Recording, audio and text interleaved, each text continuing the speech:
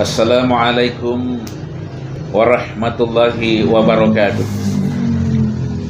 Jumirsa dan pemirsa rahimakumullah. Kali ini saya ada di rumah kediaman salah satu sahabat.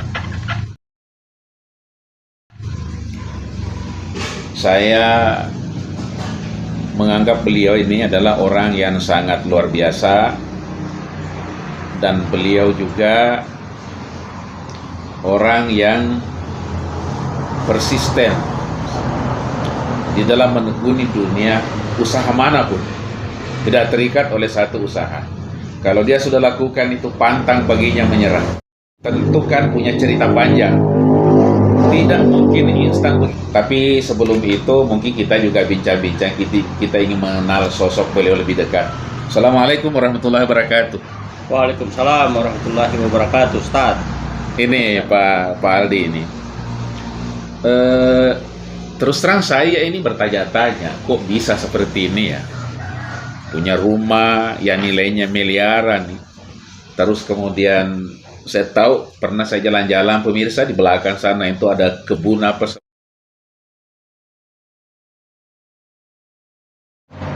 Artinya apa? Ada sesuatu yang menarik sebetulnya. Makanya orang bijak mengatakan jangan pernah melihat hasil, tetapi lihat proses. Dan ini mungkin yang kita ingin gali sama beliau ini, proses untuk menuju ke sana itu. Oke, terima kasih Ustadz. Sebenarnya diawali dengan perjalanan saya merintis usaha. Memang dari nol. Akhirnya kami merintis usaha dan benar-benar jalan kompak gitu. Ya akhirnya alhamdulillah satu demi satu apa yang kami impikan tercapai. Dan sebenarnya juga ya tidak luput dari dukungan keluarga ya. Terutama orang tua. Doa orang tua itu sangat makbul. Karena jujur di awal kami dihadapkan ada beberapa pilihan ya. Di satu sisi karena basic latar belakang saya memang dari teknik sipil ya, Ustaz ya. Jadi saya pernah kerja di konsultan, pernah di kontraktor ya, tapi bukan yang punya kontraktor, bekerja di sebuah perusahaan kontraktor. Tuh, kebetulan kakak yang punya, jadi saya sering membantu, sudah keliling. Sampai ke Sulawesi Selatan, Palu, Manado, ya. Sudah Sulawesi nih. Sudah berbagai macam daerah yang kami datangi untuk kerja. Namun ya namanya karyawan, Kalau karyawannya kan tetap gaji, ya. Standar ada standar gaji UMR ya. Dan standarnya UMR. Kita tahu sendiri kalau UMR ya. Nih, jadi ya ada dibilang ya habis bulan ya habis gaji, betul. Dan bahkan bukan dibilang minus, apalagi saat itu kami masih sebagai bujang. Kalau dibilang pekerja keras ya kami memang dilatih dari orang tua untuk memang kerja keras. Dari kecil udah bekerja keras gitu kan. Akhirnya kami kerja keras sungguh-sungguh karena karyawan ya bekerja keras bagaimanapun gitu, tetap hasil tetap standar gitu, standar UMR.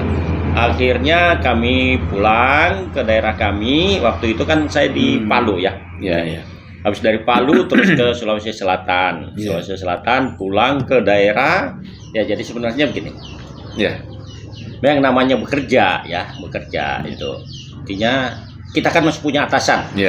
Kalau masih punya atasan berarti ya kita segala sesuatunya harus bertanggung jawab kepada atasan gitu. Nah, dan kita terus diawasi, terus dikoordinir. Waktu, tenaga, pikiran semuanya dikuasai oleh atasan kita, gitu. Terus saya juga bekerja di sebuah perusahaan waktu itu perusahaan marketing ya. Perisian Plek. Susu saya juga ya. Nah, Perisian Plek ini. Artinya waktu itu walaupun saya jadi prinsipal karyawan pabrik ya, tapi artinya kalau dibilang kebebasan ya hampir nggak bisa lah. Karena kan kita bertanggung jawab.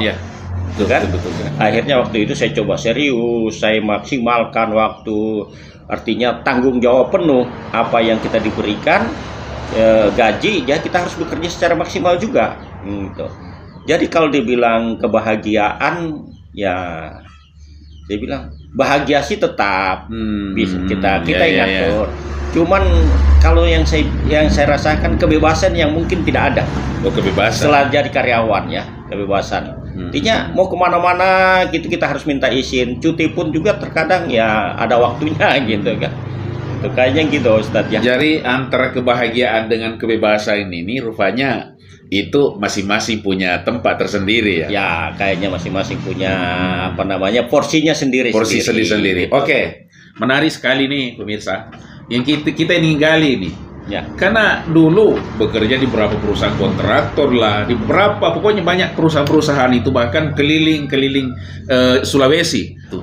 Tadi bahagia tetapi tidak nyaman. Ya. Nah, mungkin kata-kata bahagia dengan tidak nyaman ini ya saya juga istilah ini agak sulit sebenarnya dikompromikan, tetapi tidak apa-apa. Itu kan masing-masing orang bisa. Mungkin ada waktunya kita merasakan itu, tapi rasa tidak nyaman juga itu tetap pasti menghantui. Jadi gini, ya memang dari itu, jadi sudah berbagai macam usaha, ya. Itu kondisi saat itu kita masih muda, udah kerja keras, ya. Jadi terus akhirnya mungkin karena apa namanya, cuaca yang tidak menguntungkan, kita masih bekerja, akhirnya saya sakit lah. Sakit. Katanya dokter itu, saya masih ingat itu PPOK, ya. PPOK itu penyakit paru obstruk kronik, gitu. Berarti ya paru-paru basah. Dokter mengatakan bapak ini harus istirahat total, tidak boleh dulu bekerja. Akhirnya pulang. Nah, akhirnya waktu itu saya tidak mau lagi kerja di lapangan, kan saya di lapangan terus ya, jadi apa namanya pelaksana di lapangan. Terus akhirnya saya carilah pekerjaan yang aman, gitu. Pekerjaan yang aman itu akhirnya waktu itu ya adalah itu di daftar lagi di Perisan Plek. Setelah saya di Perisan Plek, saya merasa aman di situ, pergi pagi pulang sore. Di sini pun juga saya merasakan ya, artinya ternyata saat itu lain lagi penyakit saya. Nah, penyakit saya memang yang PPOK-nya tadi itu penyakit parunya sudah ini, tapi apa namanya gastrik, asam lambung lagi naik. Ya. Nah, disitulah akhirnya teman memperkenalkan sebuah produk, izin Allah memberikan kesembuhan, gitu kan. Nah, tahu-tahu teman juga akhirnya mulai mengajak, ini kalau kita jadikan sebagai peluang usaha, ini sangat baik. Situ saya melihat, karena sudah terbukti sama diri saya sendiri, akhirnya saya mau. Jadi saya jadikanlah ini sebagai paruh waktu, sambilan. Saya nyambi di sini, tapi saya masih bekerja juga, gitu kan? Kerja. Tahu-tahu ya 2007 saat itu sudah menikah ya Ustaz, sudah menikah. Iya. Tuh, kita loncat aja, ini sudah menikah, langsung gitu. Mulai artinya ngomong sesuai apa yang saya pakai, gitu. Teman juga langsung ada yang tertarik. Akhirnya saat itulah nih mulai berkembang. Setelah berkembang ini, teman juga ya itulah kalau dibilang produknya berbicara, ya. Produk yang bicara, ya. Produk yang berbicara. Artinya produk nggak bisa berbicara. Layak dijual. Nah, artinya yang ngomong ini yang pakai. Yang pakai. Berarti otomatis produk berkualitas. Kalau kualitas bagus, pasti yang pakai merasakan manfaat, dan pasti ngomong. Karena sifat dasar mulut manusia itu, kalau sudah mengetahui sesuatu yang baik, mulutnya tidak bisa ditahan, pasti ngomong. Betul enggak Ustaz? Gitu. Itu sangat positif itu. Ya, akhirnya saat itulah saya mulai berkembang itu tanpa disadari, bertumbuh. Setelah bertumbuh ya 2007 itu, nah istri saya juga sudah mulai juga didukung sepenuhnya oleh istri. Ya, awalnya sih 2 tahun negatif. Tidak mau. Ohnya saya harus jadi karyawan saja. Karena begini juga katanya, tantangan yang biasanya dihadapi setiap orang melakukan sesuatu itu biasanya orang dekat dulu, bukan orang luar ya. Nah, kita pernah mengalami itu atau itu biasa-biasa saja? Betul, itu tidak bisa dipungkiri. Iya. Jadi memang tantangannya orang dalam dulu. Oh, iya. Nah, dalam hal ini istri, Istri. kan awalnya kita pilih aman. Ya. Tiap bulan ada gaji, kerja ada gaji, kerja ada gaji. Terus, nah tiba-tiba saya waktu itu karena sudah capek bekerja, saya mau mengambil keputusan, gitu, dan saya jadikan ini sebagai sambilan itu paruh waktu. Tapi pulang kerja saya ada kegiatan lain. Itulah nyambinya tadi. Nyambi ya. Jadi saya tidak langsung lagi pulang ke rumah. Jadi pulang jam kerja, jam kantor. Ya lewat jam kantor saya masih Nyambi ini lagi. bekerja lagi. Udah nyambi ini. Nyambi. Nah, akhirnya lama-lama pulang jam 7 malam, pulang jam 9 malam, pulang jam 10 malam, terkadang pulang jam 12 malam. Pernah malah pulang subuh. Wah, gimana? Orang di rumah kan pasti was-was. Ya, Nabi mengatakan, likulli syai'in haqqun. Segala sesuatu itu ada haknya. Saya kira sudah mulai haknya keluarga yang bicara pada waktu itu. Ya, betul. Padahal sesungguhnya niat kita sebenarnya untuk keluarga, tetapi pada saat itu ada hak yang tidak bisa dilakukan secara bersamaan. Bagaimana menyikapi itu? Ya, jadi saat itu sebenarnya nih kalau mau diceritakan panjang Ustaz ya prosesnya. Perasaannya saja lah waktu itu. Dan kalau ada rasa kesal atau justru kesal lah. Oh iya. Kesal karena sebenarnya saya melakukan ini semata-mata kan untuk keluarga. Untuk keluarga ya. Tapi ya ini dilawan atau bahkan dilarang gitu kan.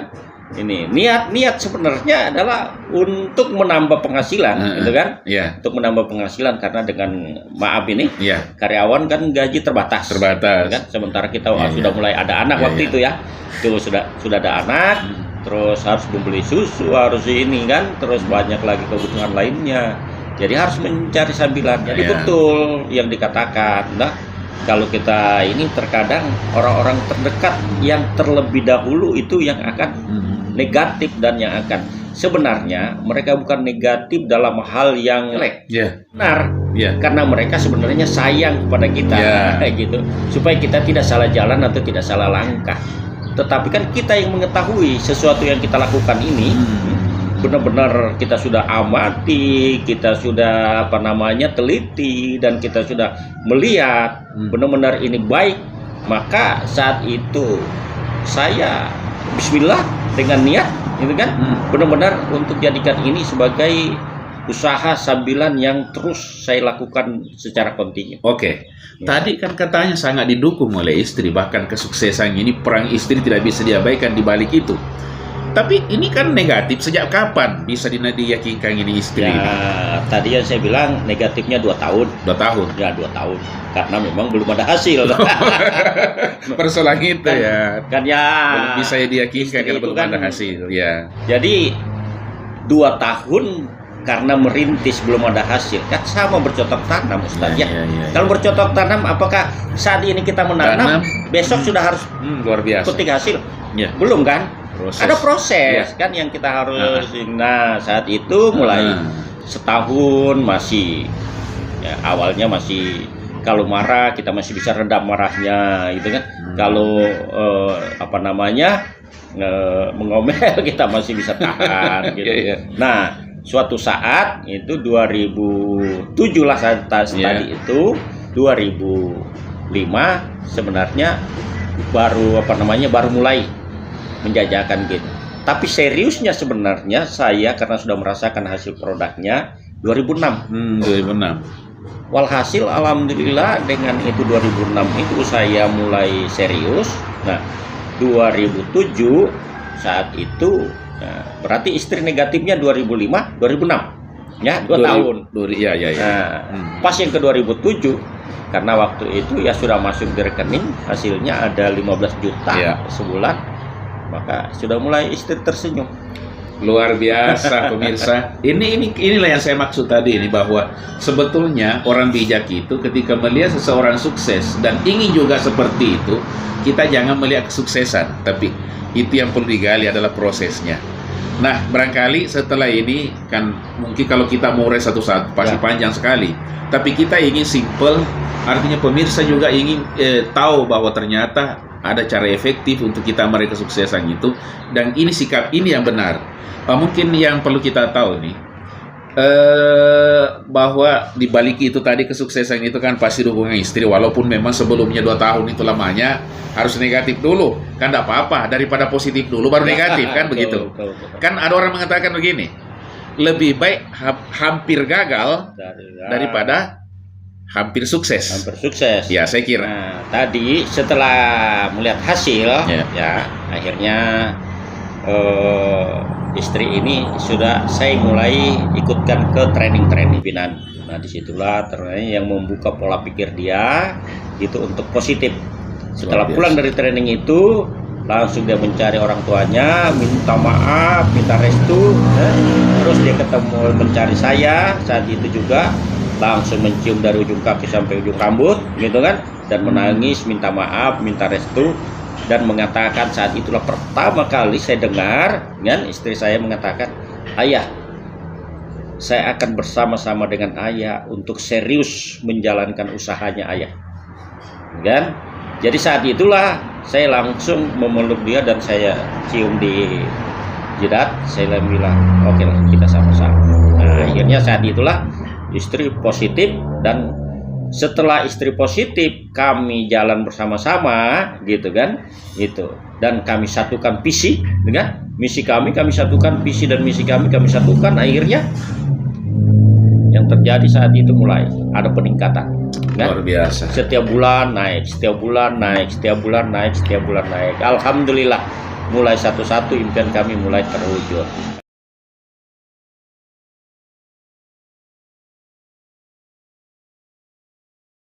Kami kan bisa beli mobil, ya alhamdulillah, bisa bangun rumah yang semegah ini. Kalau mobil kan sudah 5 Ustadz ya. Wih, luar biasa. 5. Jadi yang pertama, mobil yang pertama sih bekas ya, dan itu untuk merintis pertama. Ya tidak apa-apa mobil bekas dulu ya. Waktu itu saya jalan sama istri, setelah dia positif saya beli, supaya awalnya sih naik motor, bahkan motornya naik motor Vespa. Ada hasil lagi sedikit, ganti lagi motor Sobut. Ada hasil lagi sedikit, ganti lagi motor Laki Thunder karena mau menjangkau daerah-daerah. Ada hasil lagi sedikit, ganti lagi motor Bison, kan? Terus ada hasil lagi sedikit, berapa kali ganti-ganti motor. Akhirnya karena kasihan istri keluar kota ikut saya dengan naik motor, akhirnya mulai saya beli mobil, walaupun mobil bekas. Dan saat itu juga belum ada AC-nya, gitu kan, masih kepanasan. Terkadang anak kami yang kecil ini ikut, woi kasihan anak saya kepanasan, istri saya juga kepanasan. Akhirnya saat itu saya mulai bulatkan lagi tekad bersama istri, bulan depan insya Allah kami akan ganti mobil. Nah, saat itulah pertama kali saya beli mobil baru di Makassar, Ustadz ya. Toyota Rush tipe S ya. Waktu itu ya. Tahun berapa itu? Warna biru. 2008. Disitulah pertama kali saya beli mobil Rush baru. Pemirsa, saya kira terang sudah. Tadinya kita membayangkan kok ada rumah semegah ini bisa dibangun, ada seorang sosok saya, tapi kan yang saya petik ini, beliau adalah sosok pemimpin. Di dalam memimpin rumah tangga, suka dukanya itu kita dengar tadi bahwa ketika istrinya beliau negatif, beliau bersabar. Beliau hanya ingin buktikan bahwa apa yang saya lakukan ini adalah untuk keluarga semata. Jadi itu sangat luar biasa. Jadi sebelum kita akhiri, mungkin ada closing statement ke pemirsa supaya semua tercerahkan. Saya kira banyak, setiap kita, semua orang, saya yakin itu sepanjang dia normal ingin juga seperti Pak Aldi. Mungkin ada closing statement kepada teman-teman semua, jumirsa atau pemirsa ya. Nih, jadi pertama mau dulu. Kata bijak mengatakan di mana ada kemauan, di situ ada jalan. Ya. Terus yang kedua, Anda harus yakin, kan? Karena keyakinan ini memberikan keteguhan hati untuk serius melakukan dalam situasi kondisi apapun, gitu kan. Terus yang kedua, ini kita harus komit, gitu kan? Komitmen. Komitmen ini ya bukan komit cari teman, tapi persisten. Persisten itu istiqomah ya Pak Ustadz ya, harus sabar, tabah melakukan secara kontinu, kan? Kalau Anda sudah lakukan ini 4 ini, insya Allah, nah 4 ya. Itu ya, yang pertama mau dulu, yang kedua yakin, yang ketiga komitmen, yang keempat persisten. Oke. Saya kira kan itu kalau itu sudah merupakan strategi yang jelasnya tadi itu berangkat dari diri pribadi kita bahwa ada 4 hal. Satu kata sebelum kita tutup, satu kata tadi bahwa makanya harus memilih perusahaan yang tepat. Dari tadi saya tidak tahu perusahaan apa. Namanya PT Keling Internasional. Luar biasa ya. Pemirsa, itu yang saya maksud tadi, satu kata. Ternyata satu kata itu adalah Keling Internasional. Dikatakan juga al-insanu yudabbir wallahu yuqaddir. Manusia cuma berencana, adapun keputusan akhirnya di tangan Allah Subhanahu wa taala. Semoga bincang-bincang kita kali ini memberi manfaat kepada kami berdua dan kepada semuanya, sehingga insya Allah kita saling memberi manfaat antara satu dengan yang lain. Khairun nasi anfa'uhum linnas. Wabillahi taufiq wal hidayah. Wassalamualaikum warahmatullahi wabarakatuh. Waalaikumsalam warahmatullahi wabarakatuh. Kasih. Makasih Ustaz.